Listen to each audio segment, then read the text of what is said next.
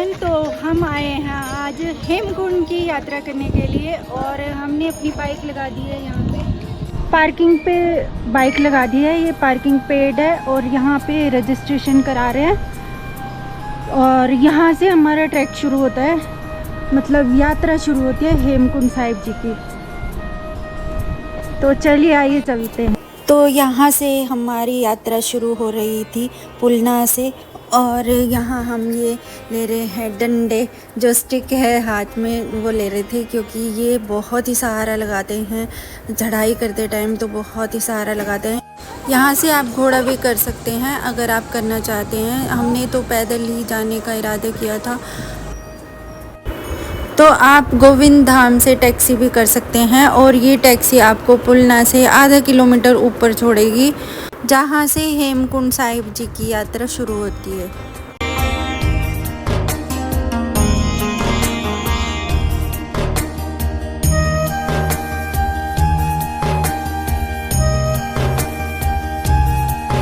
अभी हम पुलना से चल चुके हैं और पुलना से बोल रहे हैं गोविंद धाम घांगरिया तक 10 किलोमीटर है। तो 1 बजे स्टार्ट किया है, तो देखते हैं कितना टाइम लगेगा। और धूप बहुत तेज़ है, गर्मी है दिन में। तो अब आगे ऊपर देखते हैं। और सांस तो हमेशा फूलती है, आपने मेरे पहले वीडियो में भी देखा होगा, बहुत सांस फूलती है, बहुत ज़्यादा। अभी वो लोग पीछे हैं बहुत, मैं आ गई धीरे धीरे। देखो ये लिखा है धीरे चल रही मंजिल आ ही जाएगी, सही लिखा है। धीरे धीरे चलते रहो बस। ये जो लाइनें लिखी होती है ना, इनको पढ़ के भी बहुत हौसला मिलता है और इंटरेस्टिंग भी होती है। मैं ये पढ़ती जाती हूँ हमेशा। देखो अभी हम आधे रास्ते भी नहीं, अभी तो थोड़ी सी दूर आए हैं, 1 घंटा हुआ है चलते हुए। आपको बहुत से लोग ऐसे मिल जाएंगे जो आपको मोटिवेट करेंगे, लेकिन बहुत से ऐसे भी मिल जाएंगे जो आपको बोलेंगे हाय आप तो बहुत लेट हो गए, आप कैसे जाओगे, अंधेरा हो जाएगा। तो आप चलते रहो बस, सुनो सबकी, लेकिन धीरे धीरे चलते रहो, बैठो मत ज़्यादा। तो मैं तो इतनी दूर आ गई, पर ये लोग बहुत धीरे चल रहे हैं। ये देखो अभी ये उधर आए हैं, तो मैं इनको बोलती हूँ कि थोड़ा सा भाई साथ चलो और धीरे धीरे चलो। तो देखिए यहाँ पे हम चल पड़े और हमारी चाल तो बहुत स्लो थी क्योंकि ये चढ़ाई बहुत ही थी ऊपर चढ़ने की, और कहीं रास्ता ठीक आ रहा था, नीचे उतरना था तो कहीं ऊपर चढ़ना था। तो थक जा रहे थे, लेकिन स्लो हम चलते रहे और सांस हमारी फूल रही थी, पर नज़ारों का आनंद लेते हुए हम आगे बढ़ते रहे। यहाँ मैं देख रही हूँ ये मैग्नेट रखे हुए थे वो, और ये बात कर रहे थे किसी पोर्टर भैया से और उनको पूछ रहे थे कि वो इतना भारी बोझ कैसे उठा लेते हैं। और ये पोर्टर भैया अपना एक्सपीरियंस शेयर कर रहे थे। उससे जोड़ा जाता है, ये सब ऊपर वाले की कृपा है। अच्छा वही मोटिवेशन होता होगा, नहीं करेंगे तो खाएंगे तो दिमाग वो बोझ नहीं पड़ता। बोझ है नहीं है कोई बात नहीं, बोझ लगता है। अच्छा ऐसा लगता है कि बोझ उठा रखा है, मगर वो मजबूरी होती है, वो आदमी को बोझ महसूस करना मन कर देती है ना। Thank you. बस 7 किलोमीटर का ट्रैक रह गया। अभी 7 किलोमीटर ना घंगरिया हम पहले स्टेशन पे पहुंच जाएंगे। बहुत बढ़िया। रश्मि जो है फुल एनर्जी में।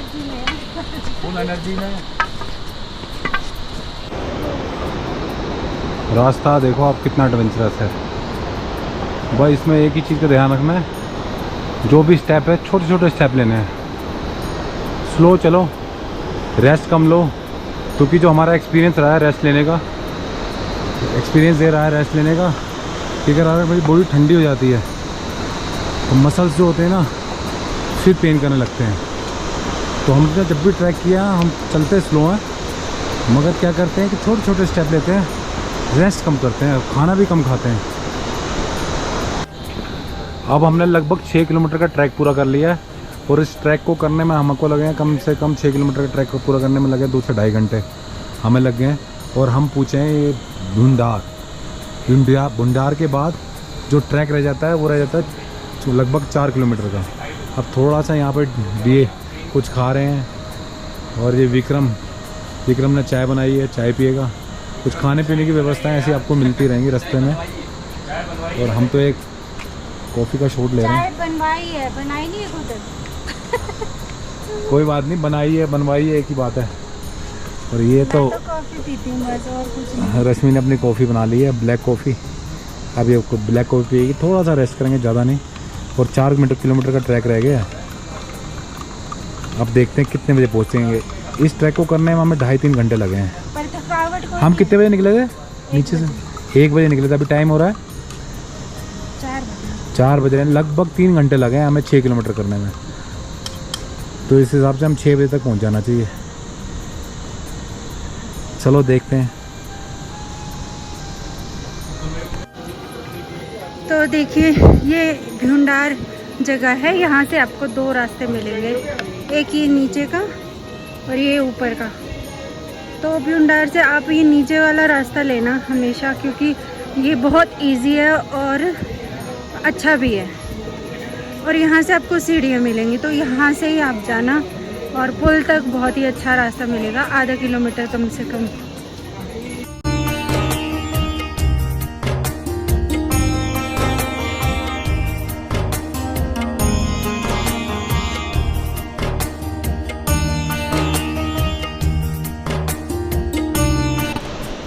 ये देखो रास्ता कैसा है। तो बारिशों में रास्ता ख़राब हुआ होगा ना, बिल्कुल कच्चा रास्ता है।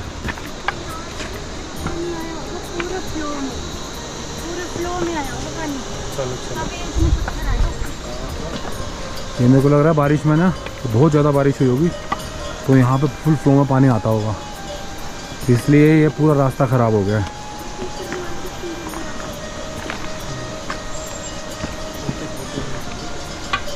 और अगर आप रुद्रनाथ जाएंगे ना हम, तो सेम ट्रैक है रुद्रनाथ तक ऐसे ही कच्चा, वहाँ बना हुआ ट्रैक ही नहीं है। ये देखो यहाँ पानी के फ्लो के साथ पत्थर सारे नीचे आए हुए हैं। ये देखो पानी आ रहा है ना, ये पानी के फ्लो के साथ पत्थर आए हैं।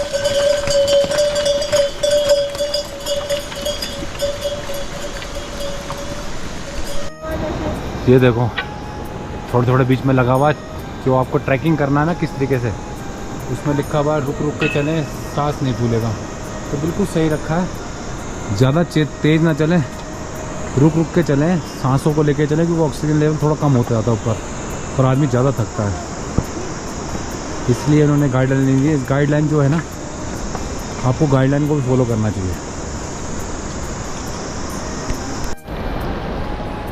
ये बीच में ऐसे ऐसे गांव आते रहते हैं छोटे छोटे, और ऐसे पानी के स्रोत मिलते रहते हैं। यहाँ अपने पानी की बोतल को आप रिफ़िल कर सकते हो। आपको पानी खरीदने की जरूरत भी नहीं पड़ेगी, थोड़ी थोड़ी देर में आप रिफ़िल कर सकते हो। ये देखो कितना बढ़िया है। ये हेलीकॉप्टर जा रहा है, ये लोग हेलीकॉप्टर से आते हैं खंगरिया। पता नहीं दिखाई दे रहा हुआ नहीं दे रहा हुआ।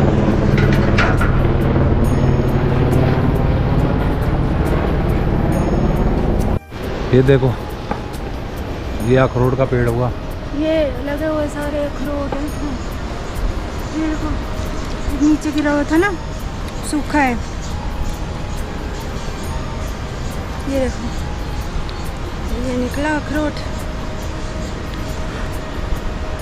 ये देखो हिमालय की वादियाँ, यहाँ पे बहुत सी जड़ी बूटियाँ भी मिलेंगी। कोई किसी चीज़ के लिए बीमारी के काम आती है, किसी चीज़ की बीमारी के काम आती है। कितना सुंदर दिख रहा है देखो।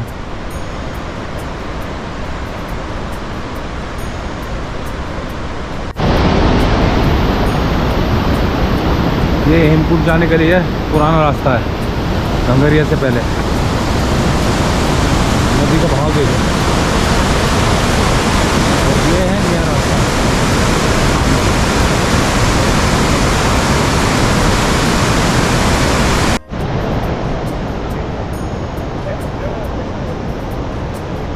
शाम के बज गए 6। वो देखो ऊपर है मधुमक्खियों के छत्ते। अब ये देखना है कि ये मधुमक्खी के छत्ते निकालेगा कौन। पता नहीं, आपको शायद दिख रहे होंगे, नहीं दिख रहे होंगे। ये मधुमक्खी के छत्ते हैं, और हम धीरे धीरे ट्रैक कर रहे हैं। हमें 2 भैया और मिल गए, तो अभी देखते हैं। अब कम से कम 1-1.5 किलोमीटर रह गया है और 6 बज गए हैं शाम के। बिल्कुल खड़ी चढ़ाई है जैसे आप देख रहे होंगे। अंधेरा होने वाला है और हम अंधेरे से पहले पहुंचना चाहते हैं। ये देखो,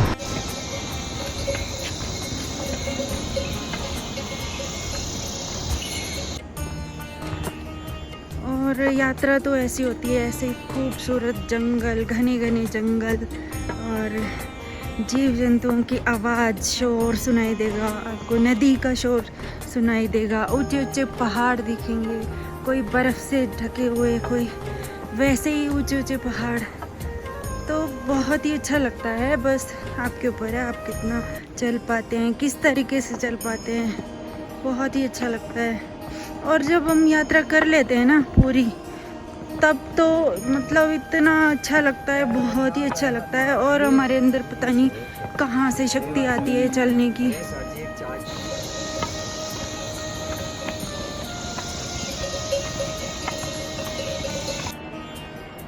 तो ये है जी हेलीपैड। यहाँ पे आपका हेलीकॉप्टर लैंड करेगा, तो आप यहाँ पे आ सकते हैं और गोविंद घाट से आप यहाँ आ सकते हैं। तो जैसे भी पॉसिबल लगे, सारी सुविधाएं हैं, उस हिसाब से जो आपको कन्वीनियंट लगे उस हिसाब से आप यहाँ आ सकते हैं। तो सारी फैसिलिटीज़ है दर्शन करने के लिए। तो हम पहुँच गए गोविंद घाट और 1 बजे चले थे, 7:15 बज गए। थोड़ा सा अंधेरा हो गया पर सही रहा।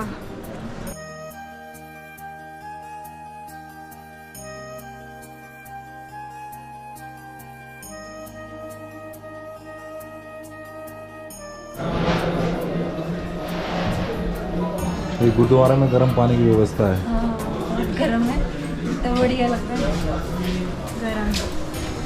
तुम आपन बिरद रखाओ, तुम्हारी चरण तुम्हारी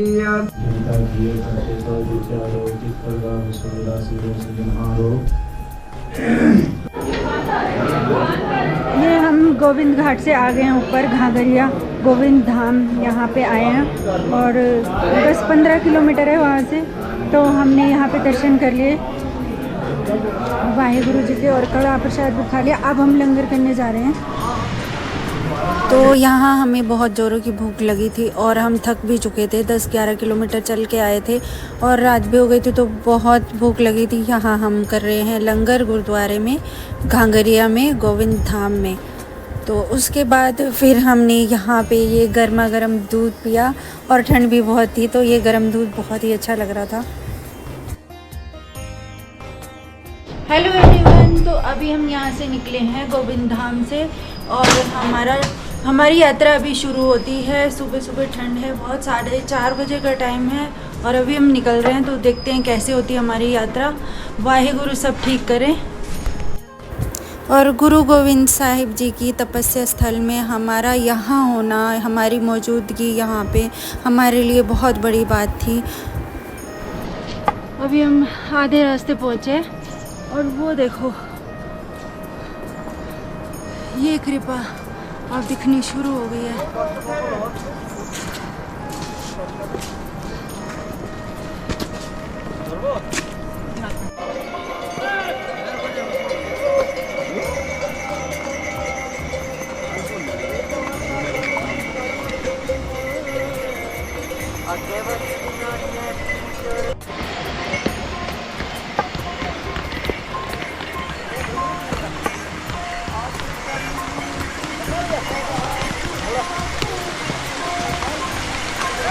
वो लास्ट पॉइंट है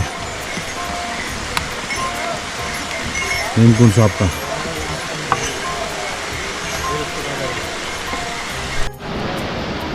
वो है गोविंद धाम, वहाँ से हम ट्रैक करते हुए आए आज सुबह मॉर्निंग में। और ये रास्ता है पैदल आने का, ये देखो ये रास्ता है, लोग पैदल चल रहे हैं। वो आ रही है रश्मि, वो जो उतर रहे हैं लोग। वो सामने गुरुद्वारा, वो सामने। तो यहाँ लगभग हम 2-3 किलोमीटर ऊपर आ गए थे और रास्ता एकदम खड़ी चढ़ाई थी और यहाँ मैं थक चुकी हूँ। आप देख रहे होंगे कि मैं खड़ी हो गई हूँ यहाँ पे, थोड़ा सा सांस ले रही थी ताकि आगे मैं चल पाऊँ। और पहाड़ तो बहुत ही ज़्यादा ऊंचे ऊंचे थे। ये देखो नीचे हेलीपैड बन रहा है और इसके ऊपर 1.5-2 किलोमीटर है जाना है हमें। और यहाँ से सीढ़ियाँ हैं, इधर से पीछे देखो। जब तक सामान मेरे को मिल नहीं गया 3-3.5 किलोमीटर सीढ़ियाँ अगर ना पानी पिया ना कुछ, वैसे ही चल रहा था। अब पानी पिया दिक्कत।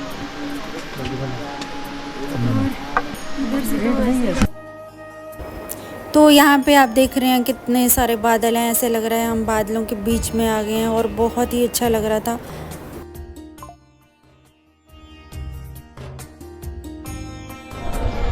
फाइनली हम पहुंच गए हेमकुंड। ये गुरुद्वारा है हेमकुंड का सामने ना, और पैदल पैदल चलते हुए बहुत टफ ट्रैक है। हमने कई ट्रैक किए हैं पर ये सबसे टफ ट्रैक है। आप देखो नीचे घोड़े वाले हैं, अब हम बादलों के ऊपर हैं। ये देखो सारा आ गया आखिरी से इधर लो, रश्मि को देखो सीधा ऊपर खींच लिया खींच। तो फाइनली हम पहुंच गए यहाँ हेमकुंड साहिब जी ऊपर और मौसम बहुत ही ठंडा था। एकदम से बादल आए और यहाँ पे बताया जाता है कि मौसम एकदम से चेंज होता है और इतना अच्छा लग रहा था यहाँ, बहुत ही अच्छा लग रहा था। और हमें बताया गया कि 12:15 या 12:30 बजे लास्ट अरदास होगी। तो जी दर्शन कीजिए हेमकुंड साहिब जी के। और ये बहुत ही ऊंचाई पे है गुरुद्वारा। इसकी ऊंचाई 15,200 फीट है अप्रोक्स, और जो ऑक्सीजन लेवल है वो भी बहुत कम है, 85 के आसपास है। तो यहाँ ऑक्सीजन का भी बहुत चक्कर पड़ता है। और मैं यहाँ बैठे बैठे यही सोच रही थी कि गुरु गोविंद सिंह जी ने यहाँ पे कैसे तपस्या की होगी इतनी ठंड में।